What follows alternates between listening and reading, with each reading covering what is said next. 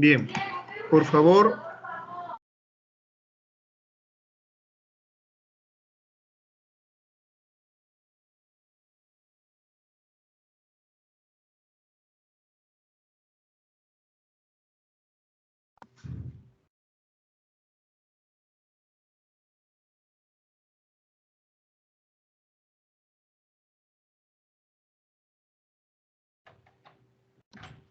Listo.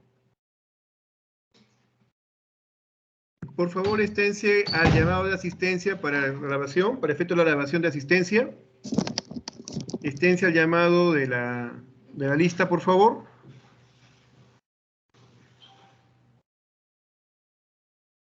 Bernabé Saavedra.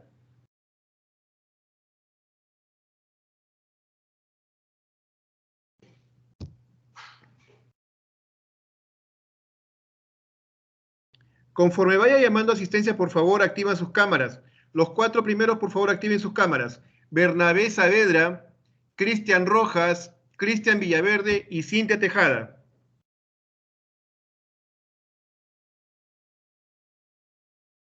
Presente, doctor Bernabé Saavedra.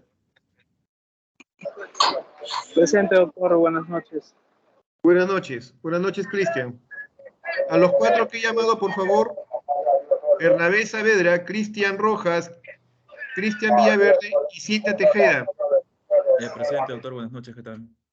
Buenas noches. Doctor, buenas noches. Buenas noches. Doctor Bernabé Saavedra, presente. Ya, Bernabé, gracias. Ya está. Cristian Clemente, Cristian Villaverde.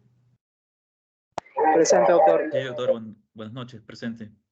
Buenas noches. Correcto. Los 4 siguientes que activan cámara. Elena Nélida, Francesca Urakawa, Fresia Giovanna y Grecia Torres. Presente, doctor. Buenas noches, Romero Villegas. Activen cámaras, por favor.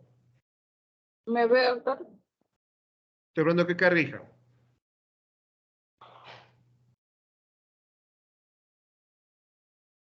Gracias. Gracias, Elena. Elena Romero. Gracias, Francesca. Gracias, Fresia. Faltó uno ahí.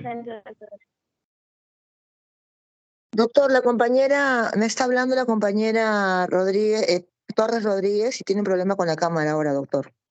Está presente, Ya. pero está con un Por una problema. cuestión de respeto, por una cuestión de respeto y consideración, así como yo tengo mi cámara activa y estoy dirigiéndome a ustedes, les pido por favor que en el transcurso de la asistencia activen sus cámaras por una consideración de respeto y consideración a la clase. Gracias.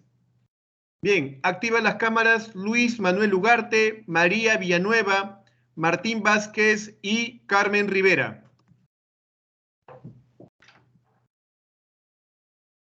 Doctor, buenas noches. Buenas noches, ¿cómo está Luis? Buenas noches, doctor. Buenas noches, doctor. Buenas noches, doctor.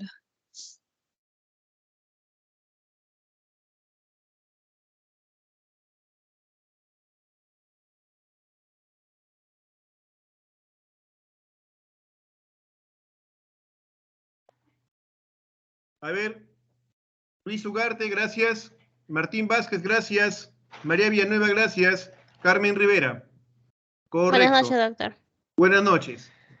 Lo siguiente, por favor, José Luis Román, Paolo Romero, Daisy Roque y Rutito.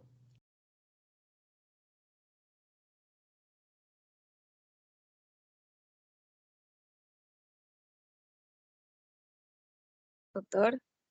Sí, estoy viendo sus cámaras que están activándose.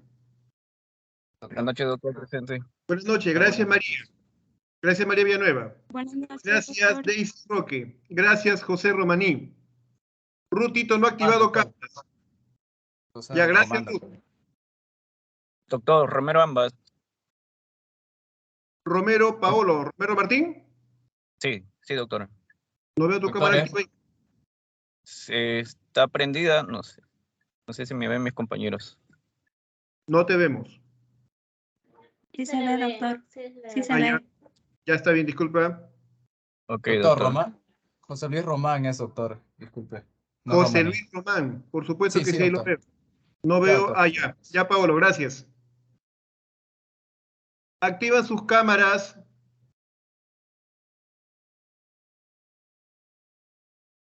Luis Danilo Garta, ya está. Un rato. Se está actualizando mi lista.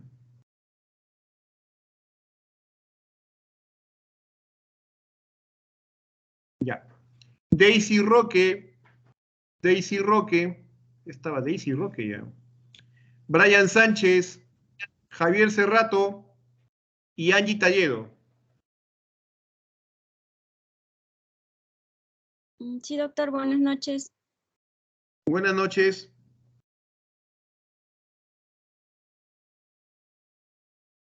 Buenas noches, doctor. Por favor, active su cámara.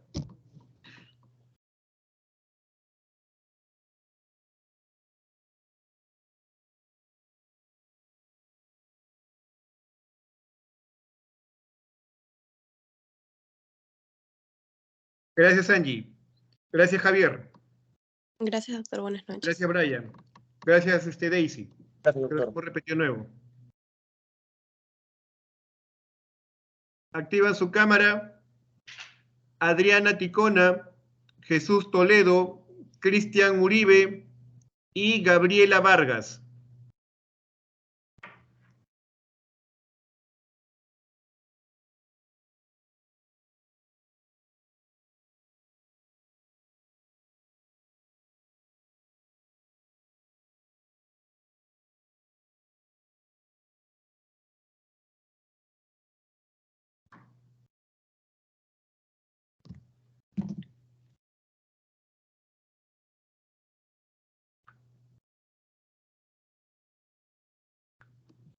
Gracias, Jesús. Gracias, Adriana. Gracias, Alexander. Gracias, Gabriela. Muchas gracias. ¿Alguien que haya obviado en asistencia?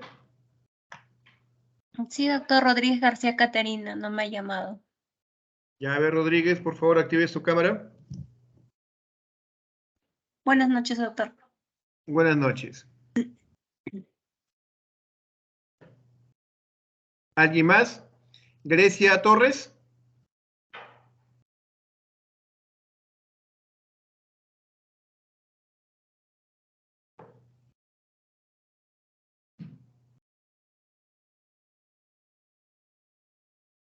Bien, nos vamos a compartir la sesión.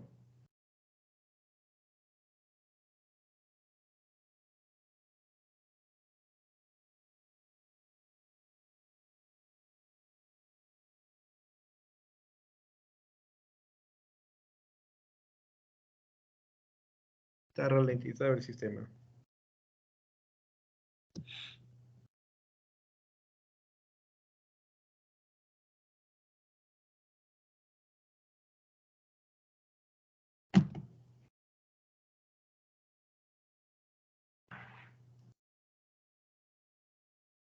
Delegada, ¿cómo estamos en presentación? ¿Está corriendo ya la imagen en sus computadoras? Ver en pantalla completa, doctor. Perfecto. Correcto, muchísimas gracias. Jóvenes, muy buenas noches. Tengo una vez más a todos, saludos a todos ustedes. Les habla el doctor Henry Caituiro Soto, hoy responsable de esta sesión, de lo que es un tema de mucha importancia, yo diría un tema pilar en el manejo de las emergencias o problemas obstétricos en nuestro país, en el mundo entero. Esto está implicado dentro de lo que es la alta mortalidad materna en nuestro país. De hecho, en nuestro país, los tres componentes principales, los que llevan de lejos más del 70% de tasa de muerte materna, ¿sí? Lo que es la hemorragia obstétrica, 1, 2, los trastornos hipertensivos, y 3, un proceso que tiene que ver con las infecciones que terminan en un derrotero muy triste, que es la sepsis y shock séptico. Esta sesión está enfocada en lo que es el shock en obstetricia o el shock hemorrágico. La literatura revisada, aquí la consigno, todos los artículos de los cuales ha sido tomada esta presentación, ¿sí? Y es bueno situarnos en el panorama de cómo estamos en nuestro país. Este es el resumen epidemiológico publicado en enero de este año, ¿sí? Donde se muestra toda la tasa, toda la proporción de muerte materna, la muerte materna en nuestro país, comparativo el año 2021, esto es información relevante comparado con los últimos 10 años, perdón, 8 años atrás, del 2015 al 2021, 7 años, perdón, disculpen.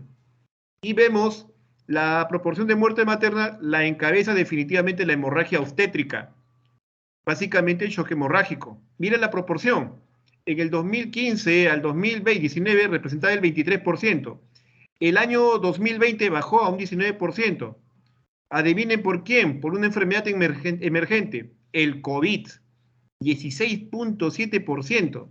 El año pasado, 2021, cerramos COVID con 29.2% de mortalidad por COVID.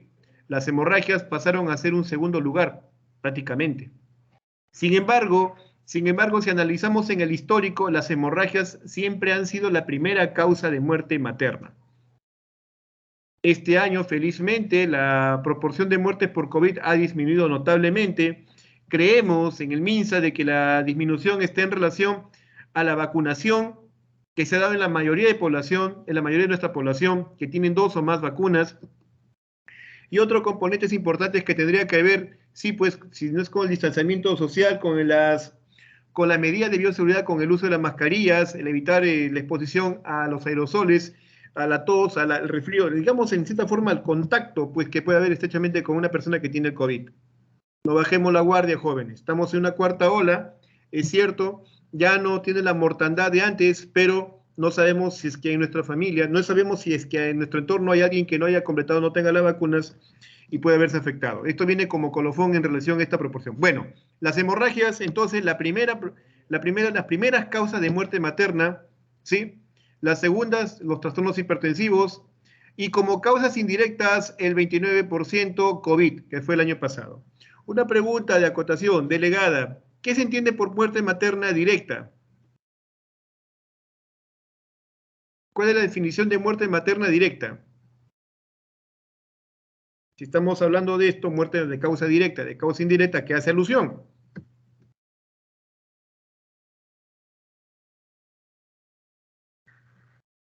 Doctor, las muertes maternas directas, me está preguntando. Zeus. Sí, así es. Ah, ya, bueno, ¿qué es? Me está preguntando, porque había entendido que estas van a resultar de complicaciones obstétricas del embarazo. También van a ser aquellas que se dan en el puerperio, doctor. Debido a las cuestiones, si por ave una gestante hiciera una neumonía de la comunidad, ¿eso sería muerte materna directa? ¿Complica el embarazo? La neumonía puede complicar el embarazo y muere la paciente. Esa neumonía termina en distrés respiratorio, en insuficiencia respiratoria, falla multiorgánica, sepsis. ¿Es una causa directa por su definición, por lo que usted menciona? No, doctor. Ah, vamos tratando de entender esto, ¿ya? Cuando clasificamos, hija, la muerte materna por su etiología, tenemos básicamente 2 grupos llamativos. La de causa directa, como bien mencionas, debidas por patologías, pero en este caso propias del embarazo. Patologías propias del embarazo. Es decir, situaciones que solo y únicamente aparecen durante el embarazo.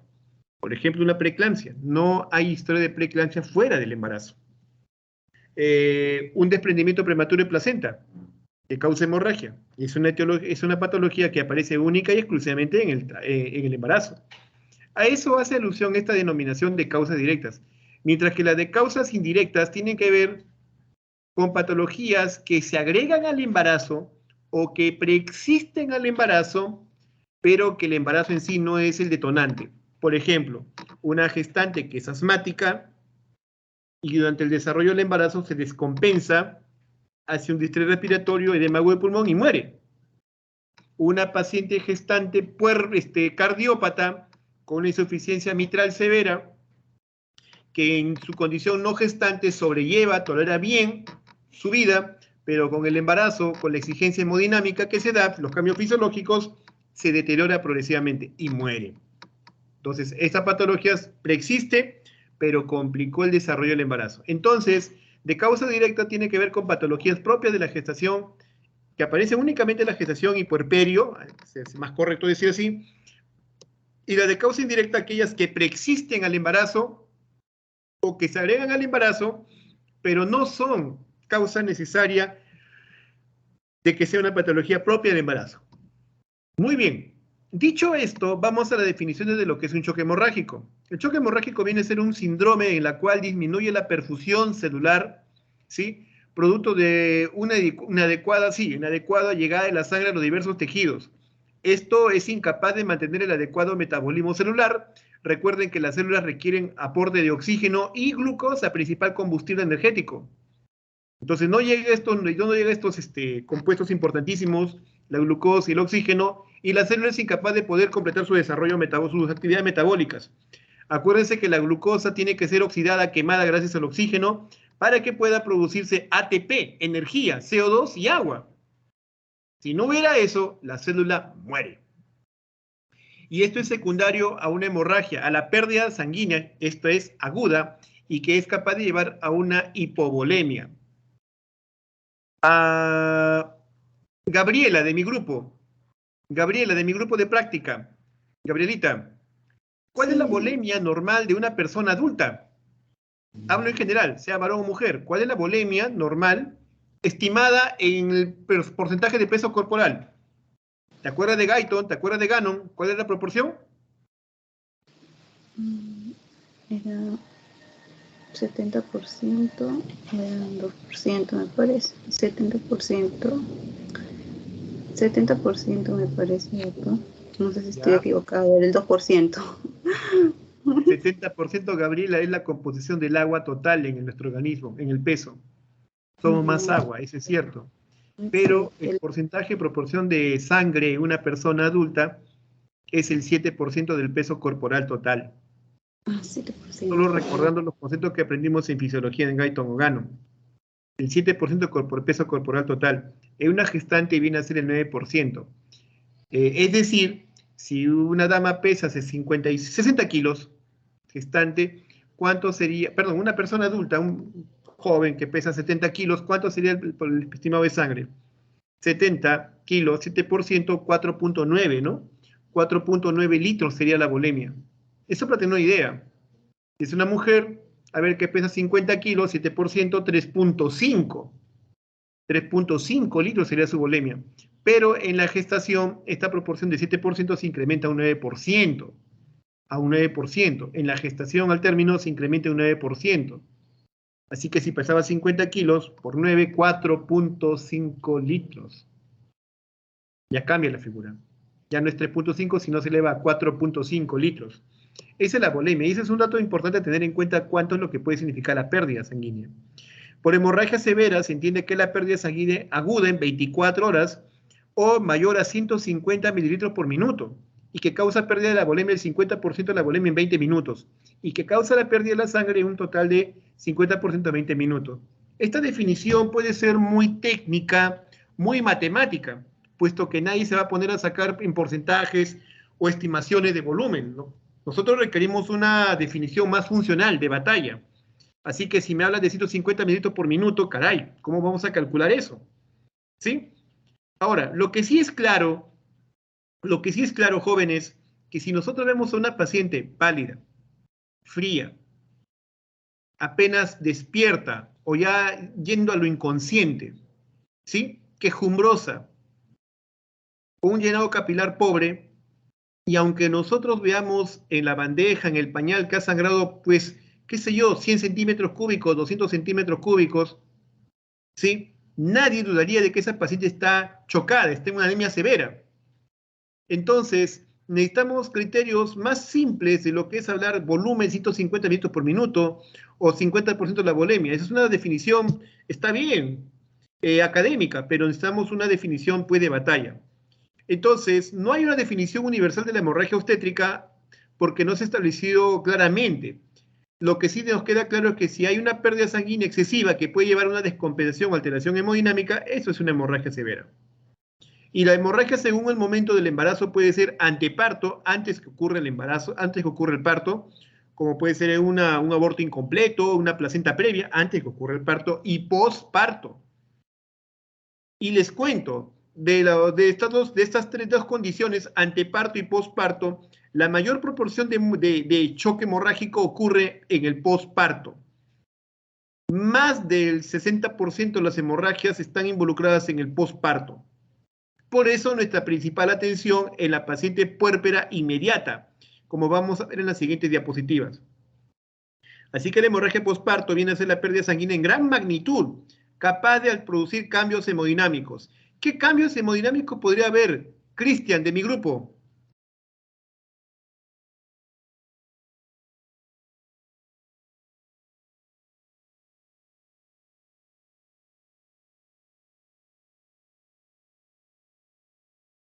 Vamos, Cristian. Esa es la pregunta. A ver, ¿qué opina Carmen Tello?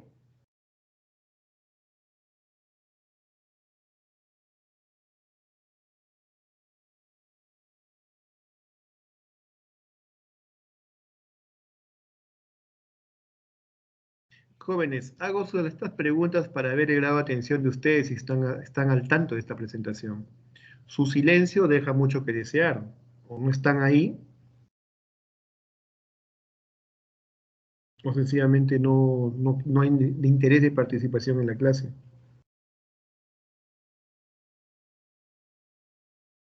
Bien, gracias. Clásicamente se definía la hemorragia posparto como una caída del hematocrito del más del 10%. Más del 10%. En términos de comparación de gramos de hemoglobina, una caída de más de 3 gramos de hemoglobina, por encima del sagrado promedio posparto. ¿Y cuál es el sagrado promedio posparto? Bien, estos son los volúmenes de pérdida promedio que se estima. En un parto normal se puede dar una pérdida de hasta medio litro. De hasta medio litro. En una cesárea programada, no emergencia, puede haber una pérdida de hasta casi 1 litro. En una cesárea repetida, eso se llama iterativa, más histerectomía puede haber una pérdida de hasta 1,5 litros. Y si hay una histerectomía, que es una extirpación del útero de emergencia, la pérdida sanguínea puede significar 3,5 litros. Si hemos calculado hace un rato que la volemia de una gestante puede llegar hasta los 4,5 litros, ¿se imaginan una pérdida de 3,5? Es más del 50% de la volemia. Y esto es grave. Así que estos volúmenes sanguíneos que estamos poniendo en consideración tienen que ver con los límites, ya que de ahí en adelante, de ese valor en adelante, ya constituyen hemorragia obstétrica. Así que una hemorragia posparto severa es aquella que tiene una pérdida estimada de más de 1 litro, o cualquier pérdida menor asociada a signos de shock. ¿Y por qué ponemos esta condicionante de cualquier pérdida menor? Porque puede ser que una dama, por su estatura, por su biotipo, en ella de repente su volemia es de 3 litros. Y en esa dama, basta con que pierda de repente 600 centímetros cúbicos y ella se descompensa. No tiene que llegar al litro para que se descompense. Hay que tener esa consideración. En las gráficas, en las fotos que les muestro, en la foto superior, es el caso de una paciente de Guaral, que es transferida de emergencia para Lima. Es una puérpera, había hecho hemorragia posparto por atonía uterina, y en el interín, Guaral tiene un centro de salud, el hospital base, el hospital es un nivel 2-2. A la dama le han puesto un traje de compresión especial, un traje que se coloca como si fuera un buzo, va con velcros a presión, lo que hace es producir compresión en todas las partes del cuerpo, de tal manera que la circulación sistémica disminuye en favor de ¿quién? De los órganos nobles como es corazón, hígado, y corazón, riñón, cerebro. Es el traje TENS de compresión. Y es una forma de buscar la referencia adecuada de una paciente que está afrontando un cuadro de shock hipovolémico. En la gráfica, en la foto inferior, se ve el abordaje de una paciente en la cual están pasando sangre hemoderivados. Yo les decía del puerperio que las hemorragias postparto son las más gravitantes, son las que tienen la mayor estadística. De hecho, el puerperio, entendemos el puerperio como la etapa en la cual la paciente que ha dado a luz, que ha tenido su parto, va a iniciar el proceso de recuperación de su condición fisiológica previa al embarazo. Este puerperio en nuestro país ha sido determinado en 42 días. En la literatura ustedes van a encontrar que al puerperio lo van catalogado hasta los 60 días. Bien, en nuestro país tomamos en consideración con los 42 días postparto. El puerperio tiene 2 etapas, el puerperio inmediato y el puerperio secundario. Justamente esta división de puerperio inmediato, que es en las primeras 24 horas, es donde ocurrirían las hemorragias primarias. Estas hemorragias primarias, que tendrían como causal netamente al útero, puede ser, su máxima expresión, la atonía uterina. La atonía uterina viene a ser la inercia, la incapacidad de que el útero se contraiga adecuadamente. Este útero, después que se ha producido el parto, tiene que comenzar a contraerse. ¿Por qué razón? Porque el útero desarrolla una buena perfusión sanguínea. De hecho, en el útero y las arterias uterinas se da la circulación del más del 90% de la volemia al útero. Todo esto en la arteria uterina, en las arterias uterinas. Entonces, se ha visto que el útero tiene una perfusión que va más o menos entre los 600 a 900 centímetros cúbicos de sangre por minuto. En una mujer no gestante, como cualquiera de las damas presentes, el útero puede perfundir de 40 a 60 centímetros cúbicos de sangre por minuto. De 40 a 60 centímetros cúbicos de sangre en una mujer no gestante. Pero si está gestando y tiene más de 20 semanas, 600 a 900 centímetros cúbicos de sangre por minuto. Entenderán, jóvenes, que si en unos 10 minutos la paciente continúa sangrando en una atonía uterina, sencillamente se muere. De ahí la importancia de entender el puerperio, ¿no?, de la vigilancia en estas primeras 24 horas donde puede estar la atonía uterina. Así que el útero es incapaz de contraerse adecuadamente y entre una inercia que va a llevar a la hemorragia. El otro son los traumatismos cérvico-vaginales, es decir, laceraciones.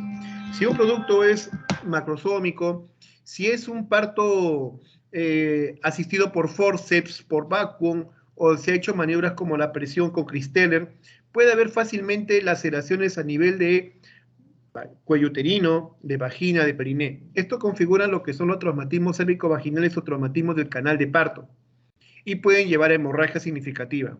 También la retención de restos ovulares, la retención de la membrana placentaria o placenta, pueden cerrar hemorragia. Menos galopante o menos digamos, grosera, fuerte como la atonía uterina, pero de alguna manera sangrada, con sangrado.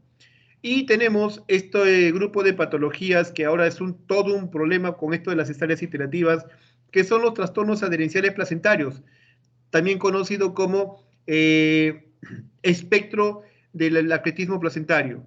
Lo que pasa es que la placenta desarrolla una infiltración anormal sobre el endometrio miometrio, ¿sí? Y esta implantación anómala donde la placenta invade directamente al endometrio, no se forma la decidua, una invasión directa, ¿sí?, puede llevar a que cuando se produzca el alumbramiento, la placenta al salir prácticamente lacere, genere boquetes, así les digo yo, boquetes, áreas de solución de continuidad si no es en el endometrio, en el mismo miometrio o llegar hasta la serosa del útero.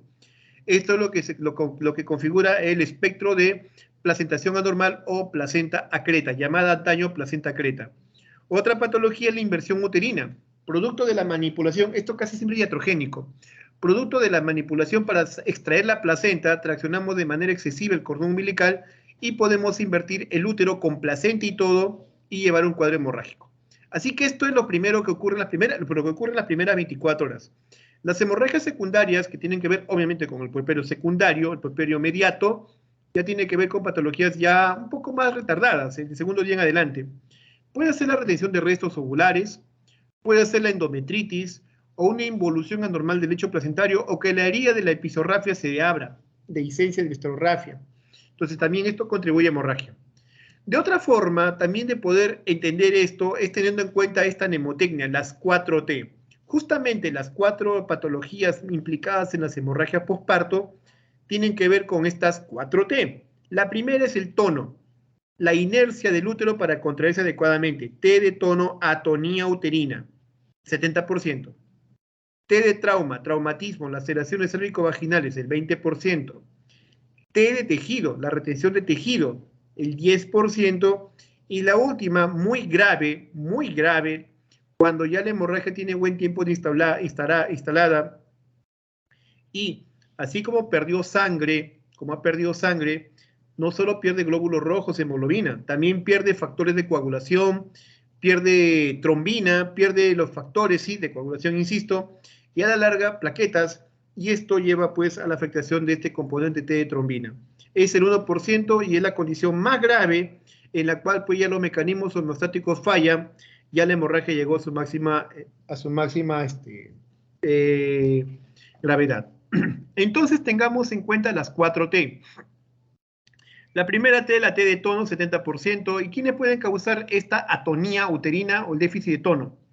Una sobredistensión uterina, es decir, que el útero esté desmesuradamente dilatado, aumentado de tamaño. La fibra muscular está muy distendida y eso puede ocurrir en un embarazo múltiple, en una macrosomía fetal, en un polidramnios o anormalidades fetales como hidrocefalia, meliomeningocele, de tal manera que la fibra muscular está muy distendida. La otra es que haya una fatiga, un cansancio de la fibra uterina y esta no se pueda contraer adecuadamente. Eso puede ocurrir, por ejemplo, en un trabajo de parto prolongado o precipitado, o una paciente gran multípara, que tiene 20 veces el riesgo incrementado, o una hemorragia postparto previa. También las infecciones, como la coleomnionitis, pueden llevar a esta condición, una ruptura espontánea de membranas, prolongada, fiebre, la distorsión del útero, de la arquitectura uterina, como puede darse en el caso de una miomatosis uterina, o una placenta previa, causante de hemorragia, o también a fármacos. Por ejemplo, los anestésicos generales pueden llevar a que la fibra muscular entre en inercia, también los antiinflamatorios no esteroideos, los agentes tocolíticos empleamos para inhibir las contracciones uterinas pueden llevar a esto, y el sulfato de magnesio que se emplea pues para lo que es la lo que es para la prevención, profilaxis de preeclampsia, tratamiento de eclampsia, neuroprotección fetal y también como agente tocolítico. Sulfato de magnesio puede producir esto, y eso hay que tenerlo en cuenta al momento que estamos dando sulfato de magnesio. Las otras T, el trauma al 20%, ya como lo decía, lesiones, traumatismos a nivel de cuello uterino, de vagina y periné, pueden ser por partos precipitados, partos muy rápidos, maniobras de extracción, parto instrumentado, episiotomías, lesiones que pueden ocurrir a través de la cesárea, es decir, se laceró, se amplió la cicatriz, la ruptura uterina, la inversión del útero, todo esto configura el 20% de traumatismos, el 10% tiene que ver con la retención de placenta y anexos, una placenta subcenturiata con un lóbulo accesorio, ¿sí? Y aquí tenemos diversas imágenes que nos ilustran lo que podría acontecer. Laceraciones, desgarros, retención placentaria, inversión uterina. La última T, es una de las más graves, tiene que ver con la afectación de la trombina. Mejor dicho, lo que implica los factores de coagulación. Alguna enfermedad preexistente del embarazo como hemofilia, von Willebrand, hipofrinogenemia, o patologías que se han adquirido en el embarazo como la púrpura trombocitopénica idiopática, el síndrome HELLP, la coagulopatía intravascular diseminada de una preeclampsia, el óbito fetal, desprendimiento prematuro de placenta que mata por coagulopatía, embolia de líquido amniótico, sepsis, coagulopatía dilucional y anticoagulación están implicados en esta T, que es la menor, pero es una de las más gravísimas condiciones. Otra definición que debemos tener en cuenta es el de hemorragia obstétrica masiva. Hablar de una hemorragia obstétrica masiva es hablar de una condición muy grave. Aquí se ha perdido más de 2,5 litros. Hemos definido que con 1 litro de sangre ya es una hemorragia severa. Una hemorragia obstétrica masiva es el extremo del extremo. Es una condición de alta morbimortalidad y se categoriza por la presencia de uno o más de los siguientes criterios. Una pérdida de más de 25% de la volemia, reflejada en un 50% de la volemia en 3 horas. Caída del hematocrito de más de 10%. Pérdida de más de 150 mililitros por minuto en 20 minutos. La hemoglobina que cae más de 4 gramos. La necesidad de transfundir más de 4 paquetes de sangre. La necesidad de histerectomía. La coagulopatía por consumo. La necesidad de hacer procedimientos invasivos. ¿Para qué? Para poder estrangular, o mejor dicho, evitar que el útero siga sangrando, como el packing de Lynch. Así se llama esta cirugía, el packing de Lynch. En la colocación de un balón llamado Bakri, la desartización del útero, son medidas que pueden ayudar a que tratar de aliviar el problema de la hemorragia, en todo caso por la atonía uterina, que es lo más frecuente. Y también cambios hemodinámicos que llevan a debilidad, vértigo, síncope, hipotensión, taquicardia o liguria. La hemorragia mata por hipovolemia. Si nosotros reconocemos prontamente esta condición y reanimamos, obviamente, oportunamente, esta enfermedad podrá resolver y habremos sido exitosos. Pero si demoramos en reconocerlo, obviamente vamos a dar un tratamiento tardío y la hemorragia va a seguir persistiendo. Llegamos a choque hipovolémico. El shock hipovolémico puede producir isquemia tisular, se activan los mecanismos anaerobios, inflamación sistémica, reanimación hídrica inadecuada. El gasto cardíaco es insuficiente en el tiempo para poder perfundir, o puede ser que sea normal, pero en algún momento va a haber lesión por isquemia, reperfusión sanguínea y va a llevar a falla multiorgánica, shock hipovolémico. La clasificación del shock obstétrico, ¿no?, enfatiza estas dos consideraciones, que la gestación aumenta el volumen plasmático. Aumenta la sangre, sí, pero aumenta más el plasma. No tanto los glóbulos rojos. Por tanto, cualquier pérdida de sangre representa un mayor volumen que la mujer no gestante. Parámetros clínicos a tener que evaluar, los más importantes y tempranos son el estado de conciencia y la perfusión, lo que más se altera tempranamente. Clásicamente hemos aprendido de que la hipotensión y la taquicardia son los marcadores de un shock. Correcto. Nadie debería dudar si tiene una paciente que está por debajo de 90-60 o por encima de frecuencia cardíaca de 100 que está chocándose. Pero valgan verdades, estas determinaciones ya tienen que ver con una paciente en la cual ya la hemorragia de seguro tiene, si no es minutos, horas de instalado.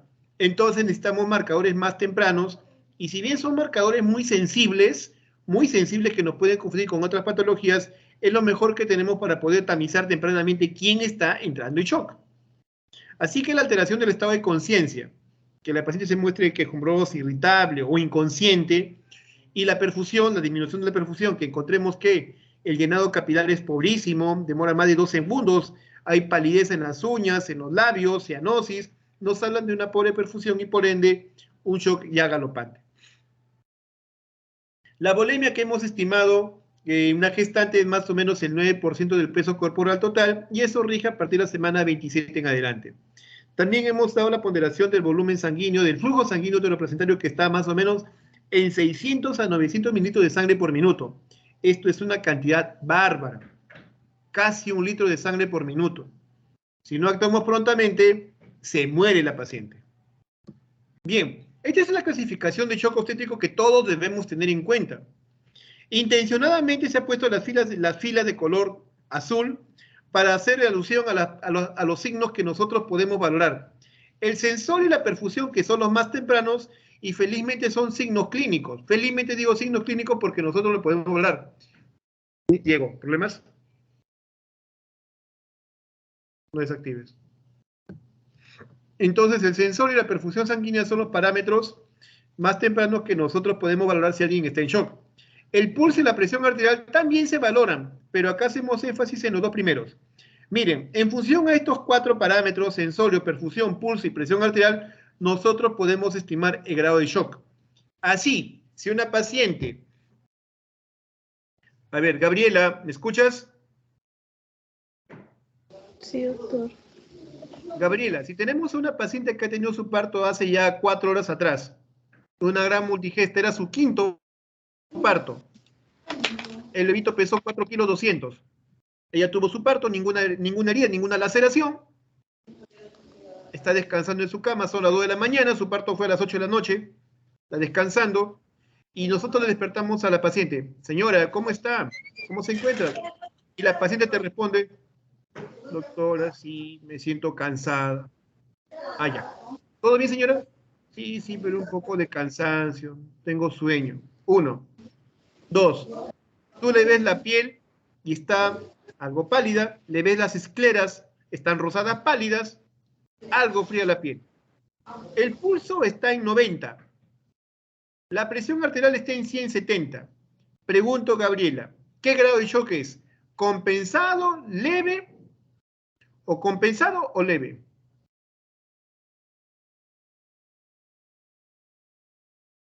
En el sensorio te responde, pero ella refiere que está algo con sueño. En la perfusión hay palidez y hay frialdad. El pulso está en 90. La presión arterial está en 170. ¿Qué grado de shock es, Valeria? Gabriela. ¿Leve o compensado? Pulso 90, ¿no?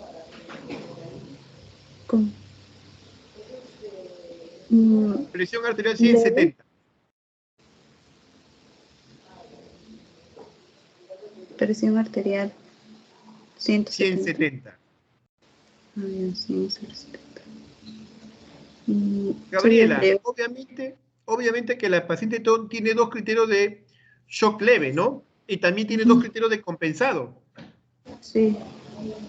Claro, tu pulso y la presión arterial son de un shock compensado, pero el estado de el sensorio y la perfusión son de un shock leve, en amarillo. Sí. Insisto en la pregunta, ¿qué grado de shock será? Yo diría que leve. ¿Por qué?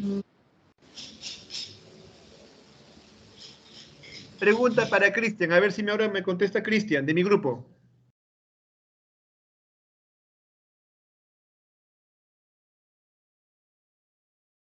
Sí, doctor, ¿me escucha? Buenas noches. Te escucho fuerte y claro. A ver, vamos al repechaje. Sí, ¿O doctor, no dijo estás de que- acuerdo con que sea leve? Doctor, dijo que la presión era 170, ¿verdad? 170. Aparte de ello tenía palidez, ¿verdad? Sí. ¿No estás atento, hijo? Sí, doctor, A igual, ver, pienso que es leve. A ver, présteme atención. En el caso que les planteaba de la paciente, es una señora que ha tenido su quinto parto. A las 8 de la noche fue su parto, su bebito pesó 4 kilos 200. Ha pasado ya 4 horas, son las 2 de la mañana, y cuando vamos a evaluar a la paciente, la encontramos a ella durmiendo, le despertamos y la paciente nos dice, me siento con sueño, me siento cansada. 1. 2. Cuando le vemos la piel, en efecto hay palidez, le vemos las escleras de los ojos, están rosadas claras, rosadas pálidas, hay frialdad en sus manos, pese a que está abrigada con la frazada, el pulso está en 90 y la presión arterial está en 170. Podríamos entender que el pulso y la presión arterial están en rango de compensado en la columna verde, pero el sensor y la perfusión están en rango leve. Entonces, ¿qué grado de shock sería? Es un shock leve. Usted me puede decir, pero mita. Lo que pasa es lo siguiente, que para establecer el grado de shock, escuchen bien chicos, para establecer el grado de shock, manda el parámetro más desmejorado o más complicado. Si nuestra paciente hubiera tenido, a ver, en el sensorio, letárgica, inconsciente, la perfusión, palidez con frialdad, el pulso 95, la presión arterial sistólica 80-90, usted me puede decir, pero profesor, el sensorio está en rango severo, la perfusión está en leve, el pulso en leve, la presión arterial en leve. Entonces, solo tiene un parámetro de severo y 3 de leve. ¿Cuál es el grado de shock? Es rango severo. Insisto, el grado de shock lo establece el parámetro más afectado. ¿Ya? ¿Y por qué? Porque basta con que tenga un parámetro más complicado, hay que pensar en una paciente que está en un grado ya más afectado. Y recuerda esto, es la primera causa de muerte materna. Aquí es preferible pecar en exceso. Aquí es preferible actuar prontamente, porque la paciente con esta patología se muere. ¿Me entendieron? Dicho esto, la siguiente etapa, el siguiente paso es establecer cuánto es la pérdida sanguínea. Para eso les he puesto las columnas en lila o rosado, si se ven sus computadoras así. Aquí se estima la pérdida sanguínea y la cantidad de cristaloides que vamos a tratar de poner en la primera hora. Si nuestra paciente le hemos catalogado un shock severo, significa que la pérdida sanguínea es del 35% y que ella perdió más de 2 litros de sangre. Por tanto, deberemos reponer un estimado de 6 litros. Esto tomando en cuenta la regla del 3-1. Por cada volumen de pérdida sanguínea yo tengo que reponer, ¿sí?, con 3 de cristaloides. Pero hay un detalle importantísimo, jóvenes. A ver, pregunta para mi grupo que ya rotó.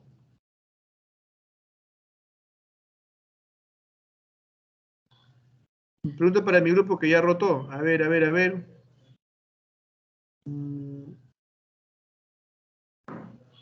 Para Catherine Rodríguez. Sí, doctor. Sí, para Catherine Rodríguez. Si usted determina que una paciente está en rango de shock severo y le ha estimado su pérdida sanguínea en 2 litros, ¿usted le pasaría 6 litros de cristaloide?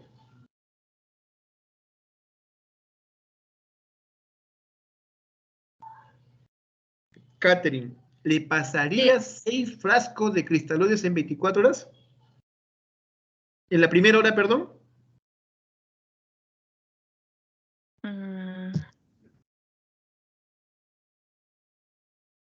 No estoy segura, doctor. ¿Qué pasaría con la sobreoferta de cristaloides? Si tienes poca sangre, tienes pocos glóbulos rojos, si tienes pocos glóbulos rojos porque has perdido sangre, y tú le pasas cristaloides en una cantidad brutal, 6 litros es una cantidad brutal, ¿qué es lo que pasaría? ¿Lo hemodiluirías más o no? Sí, doctor. Claro, produciremos una hemodilución atroz. Sí.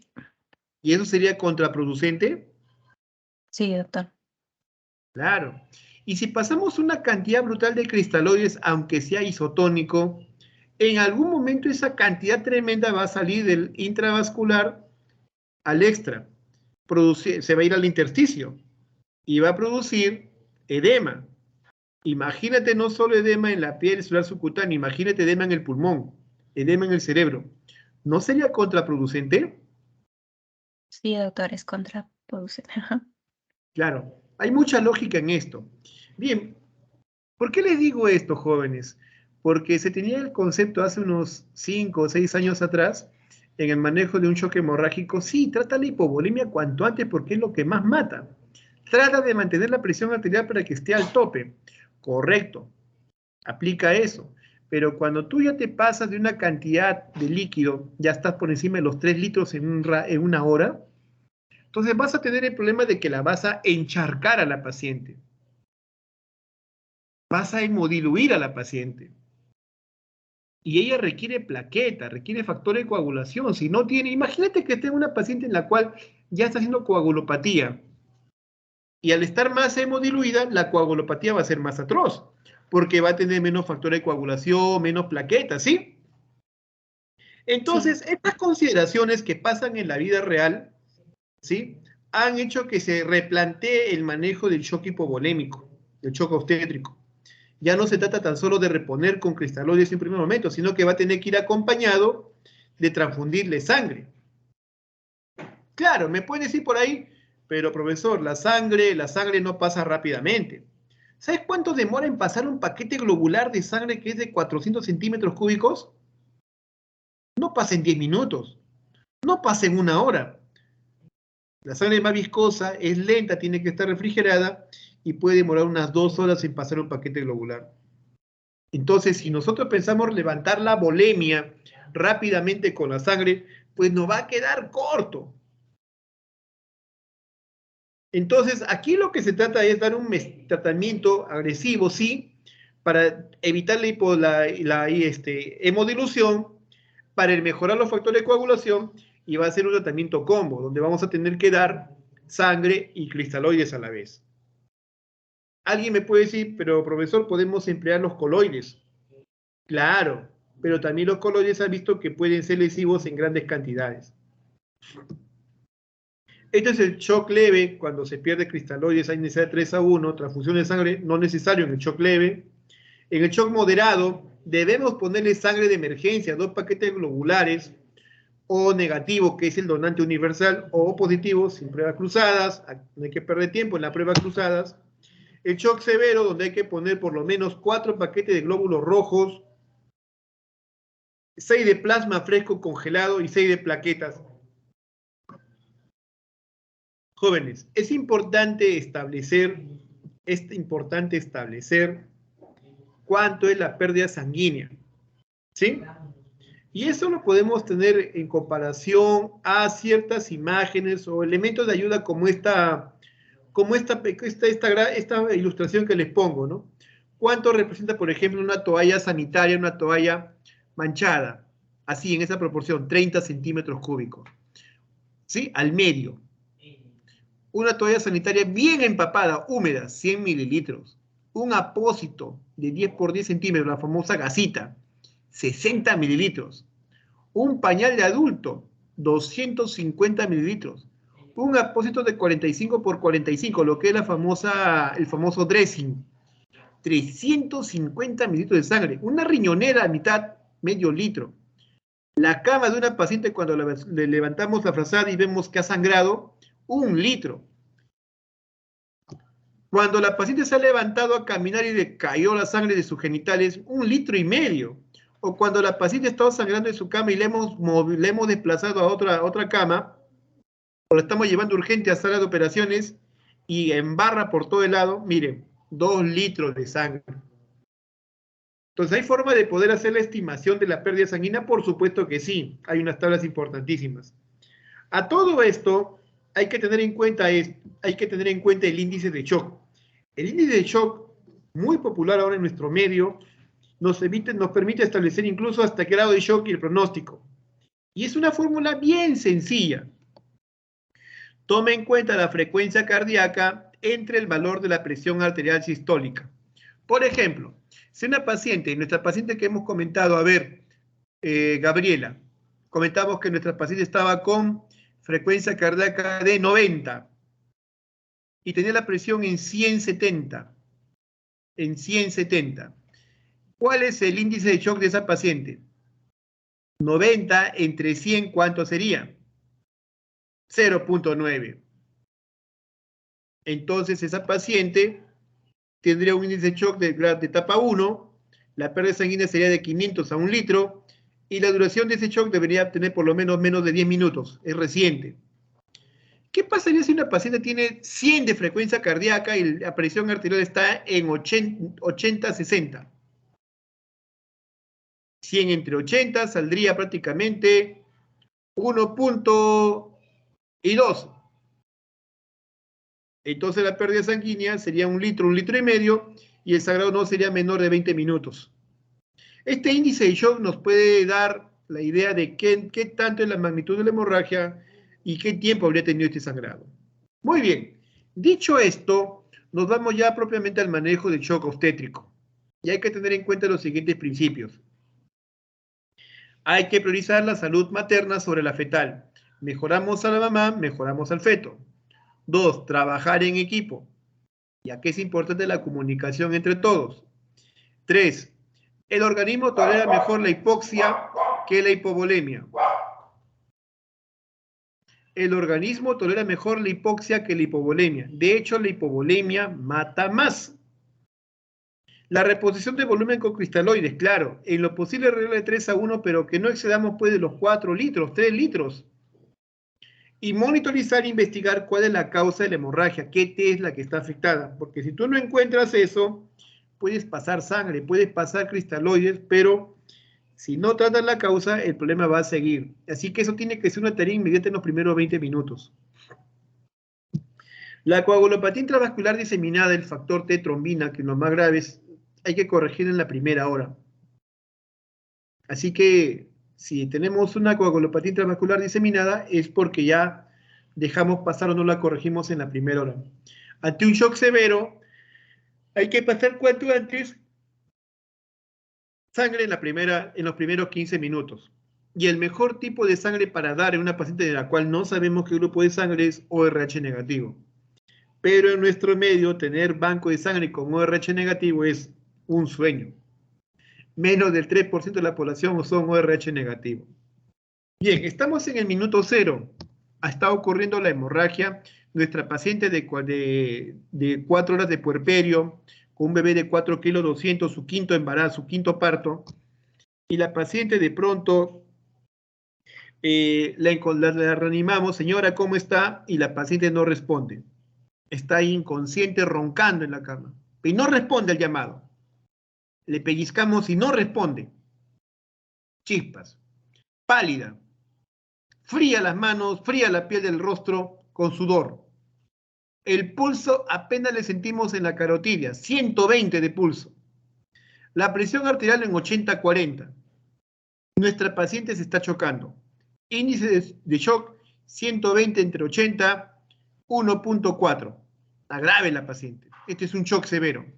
Entonces, es una paciente que ya tiene más de 1 litro de pérdida sanguínea, probablemente en ese momento hay que iniciar cuanto antes la maniobra de reanimación.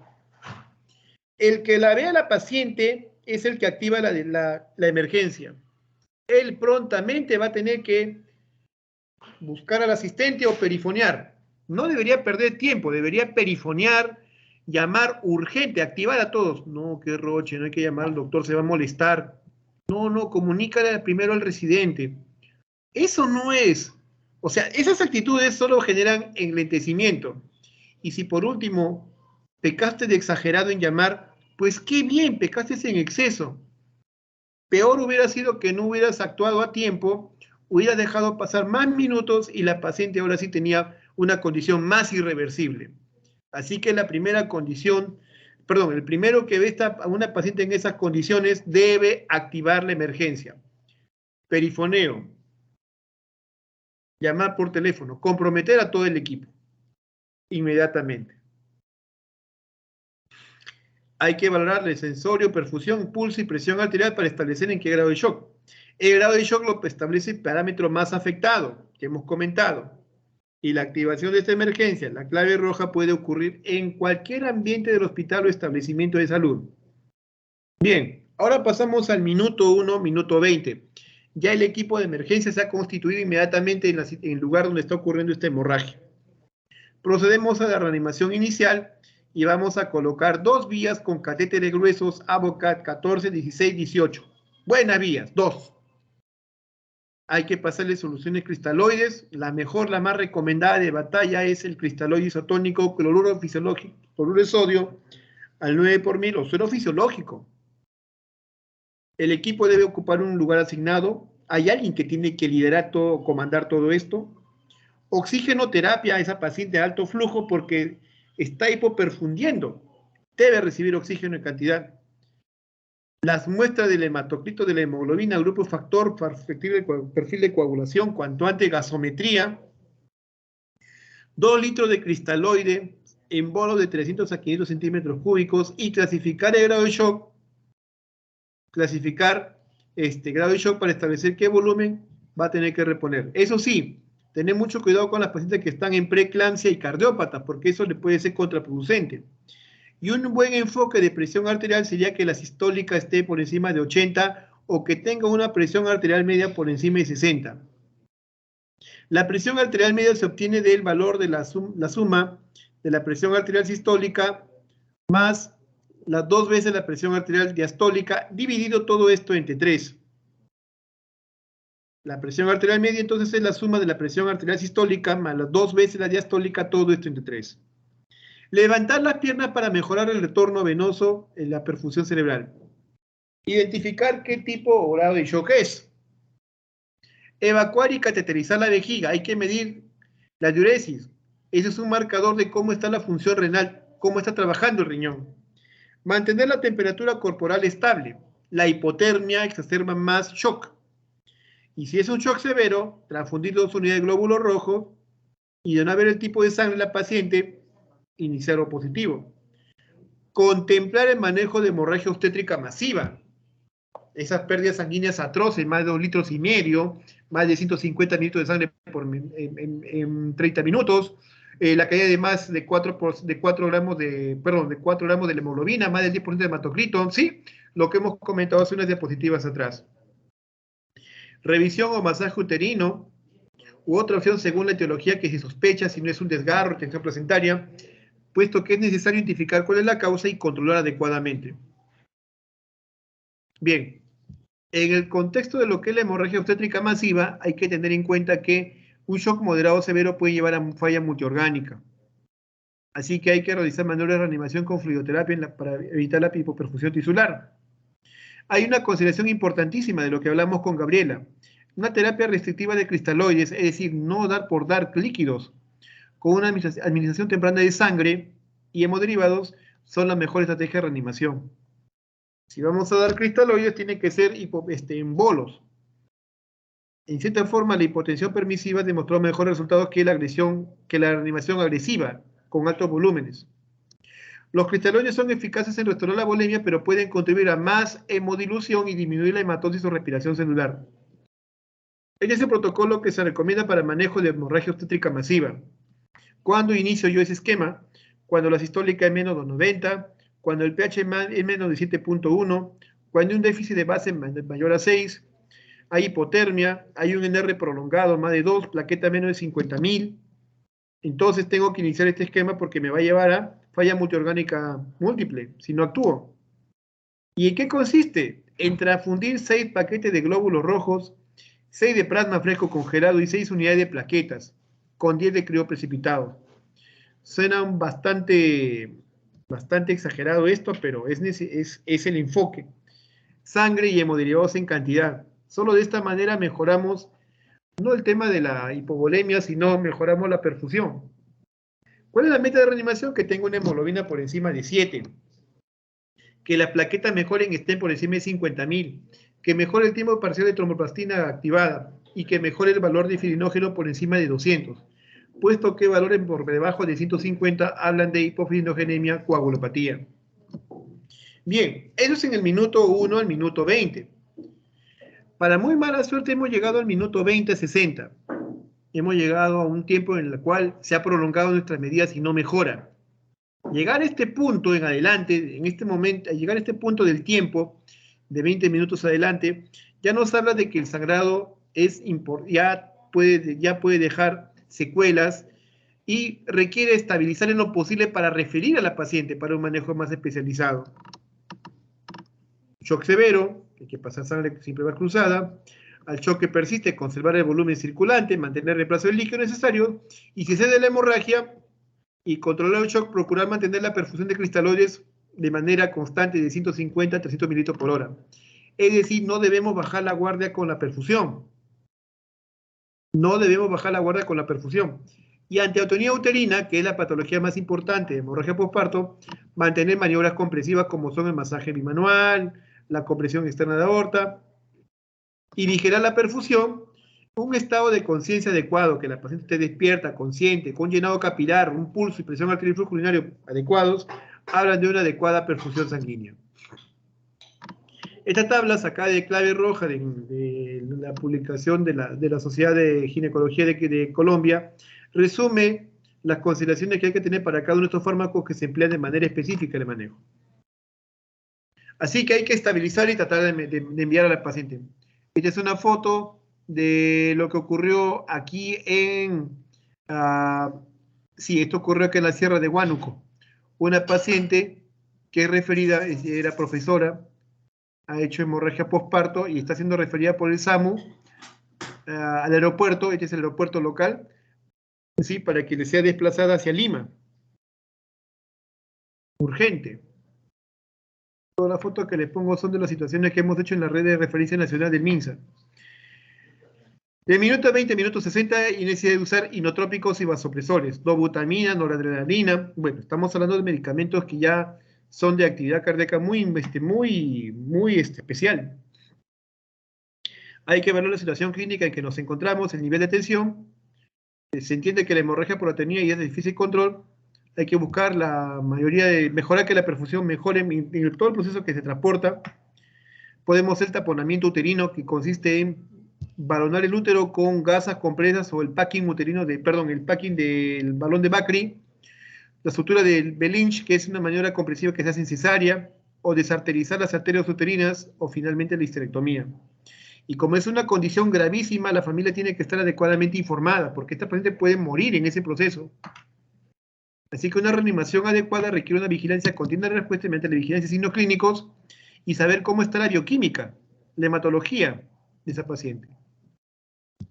Llegamos al minuto 60, aquí una imagen de la maternidad de Lima, en la área de cuidados de terapia intensiva. Entonces, ya la paciente a los 60 minutos tiene que recibir un manejo muy avanzado. Valgan verdades, a los 60 minutos la morbimortalidad ya está muy elevada, la paciente se puede morir. Si sale con secuelas. Si estamos al minuto 60 y la hemorragia persiste, porque hay una coagulopatía intravascular diseminada en curso. Y antes de operar o hacer cualquier cirugía de repente para contención de daños, hay que mejorar en lo posible la coagulopatía porque se puede morir la paciente en ese proceso.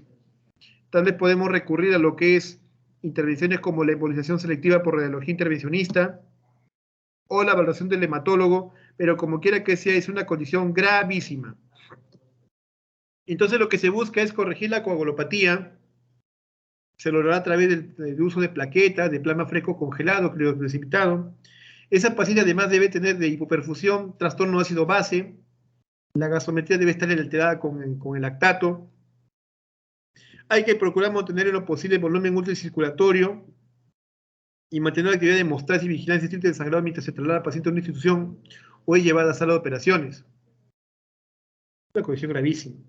Sin embargo, al final de todo este proceso podemos tener las siguientes consideraciones. ¿Qué pasaría si la paciente mejora en los primeros 20 minutos con las maniobras iniciales? Esto es lo más frecuente que puede ocurrir, ¿no? Buena intervención. Los doctores que han actuado rápidamente han tenido como maestro al doctor Caituiro, basta, y han podido responder adecuadamente. Entonces, ¿qué puede pasar? Mejoró. Continuamos con la vigilancia estricta. Hay que evaluar los signos de perfusión, el estado de conciencia, el llenado, el pulso, la presión arterial cada 15 minutos durante las siguientes 2 horas. Vigilar el sangrado vaginal mínimo cada 15 minutos en las siguientes 4 horas. Y si la hemorragia fue por atonía uterina, deberá continuar con la vigilancia de la contracción uterina y el sangrado vaginal mínimo cada 15 minutos en las siguientes 2 horas. Tiene que haber un seguimiento estricto de la fluidoterapia, 150 a 300 mililitros por hora. Y si fue por atonía, continuará con uterotónicos, oxigenoterapia de apoyo para la hipoperfusión, y ya en ese momento debe llegar de seguro la prueba de hemoglobina, de hemograma. Si tiene una hemoglobina menor a 7, definitivamente hay que ponerle más sangre. Ahora, este es el otro escenario. ¿Qué pasaría si la paciente no mejora con las maniobras iniciales? No mejora. Persiste el sangrado. Debemos continuar con la vigilancia estricta de las funciones vitales, mientras se define dónde se va a atender. Shock trauma, terapia intensiva, sala de operaciones. Continuar con el masaje uterino en los uterotónicos, en los casos persistentes. Definir en el nivel de atención y continuar con el esquema avanzado. Y también se puede dar ese tercer escenario. Una paciente que responde a la reanimación inicial, pero de nuevo cae. O sea, mejoró y de nuevo cae. En estos casos se repite todos los pasos del 1 al 20, 60 minutos, ¿sí? Definitivamente tenemos que establecer en qué lugar, en qué nivel se va a atender, definir la conducta quirúrgica, será histerectomía, ligadura de vasos, y garantizar el soporte postquirúrgico avanzado y en la unidad de trauma de UCI para que reciba tromboprofilaxis. Esta gráfica resume todo lo que hemos comentado y tengan en cuenta lo siguiente. Cuando nosotros actuamos prontamente en los primeros 20 minutos, miren la sobrevida. Más del 60% pueden llegar a sobrevivir. Pero cuanto más demora, cuanto más prolongada es la hemorragia, miren, la sobrevida disminuye 15%, menos del 10% a la hora. Así que un reconocimiento temprano y actuación rápida va a derivar en un mejor pronóstico, en una menor morbimortalidad para nuestra paciente. Gracias. A ver, si nos vamos a discusión, preguntas, con todo gusto. Doctor, disculpe, tenía una pregunta. Sí, con todo gusto, dímelo. Sí, doctor. Bueno, usted mencionó que la causa más frecuente de hemorragia postparto en primaria es la atonía uterina, ¿no? Pero en lo que es la secundaria o la tardía, ¿cuál sería ahí, doctor, la causa más frecuente? Ya. En la secundaria, en la estadística, en nuestro medio, han dado por años a la retención de membranas, retención de placenta. Te cuento que la proporción de muerte por hemorragias secundarias es muchísimo menor. No creo que llegue ni al 5%. Son las hemorragias postparto inmediatas las que tienen más del 60% de la tasa de mortalidad.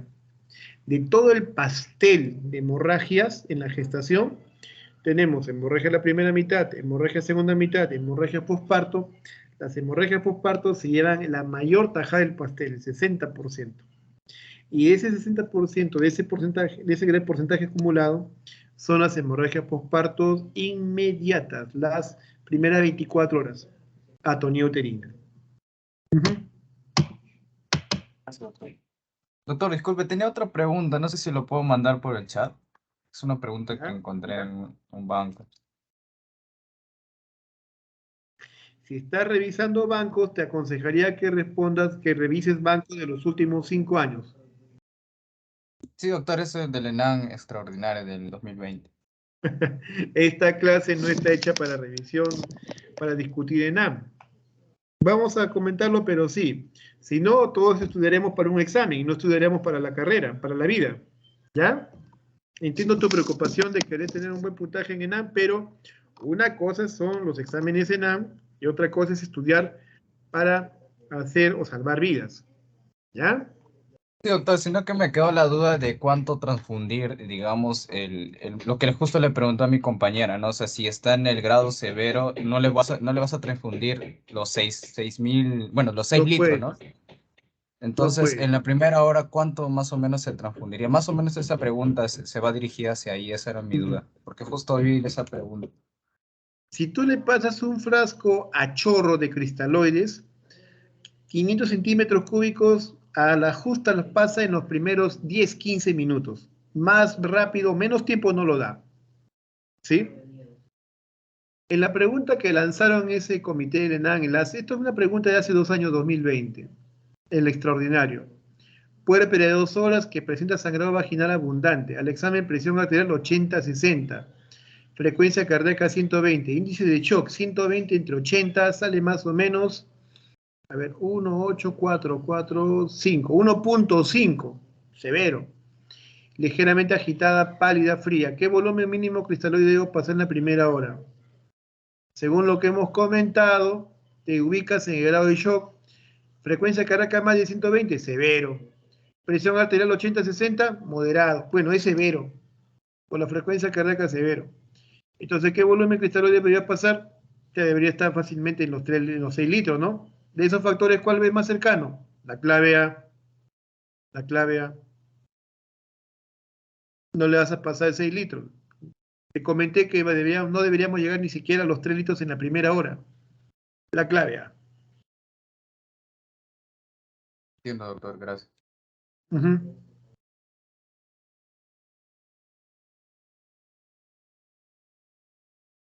No le puedes pasar 6 litros de manera brutal. Es un shock severo. Ahí deberías pasarle por lo menos lo que vas a pasar 3 litros. Y lo demás restante es sangre, hemoderivados y tienen que solucionarlo ya en el establecimiento base. Bien, ¿alguna otra pregunta más, jóvenes?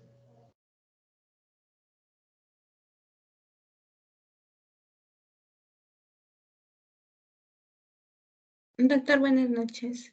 Buenas noches, ¿cómo está Cintia? Dime. Doctor, cuando detallaba los volúmenes perdidos, mencionó la cesárea iterativa. Sí. ¿Podría explicarnos acerca de ello, por favor? Una cesárea iterativa viene a ser la cesárea repetida.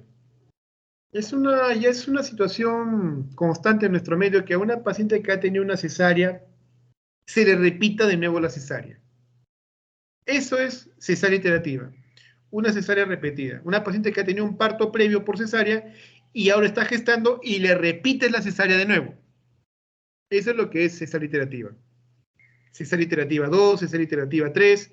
En mi hospital hemos llegado a operar esta cesárea iterativa 4 veces. No, 5 veces, perdón, 4 y no 5 veces. Y créanme que es todo un problema. Porque a más cesáreas, la injuria intraabdominal es atroz. El síndrome adherencial que se produce es tremendo. Yo siempre pongo esta comparación a ver si me entienden. Es como cuando uno va al mercado y compra la carne para la semana y el casero agarra la carne y lo trocea en presas. Hazte cuenta que es un pollito. Lo corta en pecho, encuentro, pierna, ala. Llegan a casa, lo guardas en bolsita, lo pones en el congelador. ¿Cómo lo sacas del congelador? Duro, aplastado, pegado uno sobre el otro. Y cuando tú quieres separar las presas de pollo, así como está recién salido, no lo puedes hacer. Tienes que descongelarlo. Imagínate en el abdomen, en la porción inferior, útero, intestino, vejiga, mesos, pegado, adherido, producto de la manipulación de la injuria quirúrgica de 4 cesáreas. De 2 cesáreas o más. Eso se llama pelvis congelada. Encontrar la pelvis deformada con todos los órganos pegados, sabiendo que uno al momento de hacer la separación, la cirugía, puede lacerar el intestino, la vejiga. Eso es lo que se puede topar uno como síndrome adherencial. Entonces una cesárea iterativa puede predisponer eso. Entonces la cesárea iterativa que sangre más de 1,5 litros definitivamente nos hace pensar en hemorragia obstétrica. Así es, Cintia. No sé si aclara tu pregunta, si le puedes contestar en el sentido que tú la planteabas. Sí, doctor. Gracias. No, ¿por qué? ¿Alguna otra pregunta, jóvenes? Vamos, preguntas, vamos, muchachos.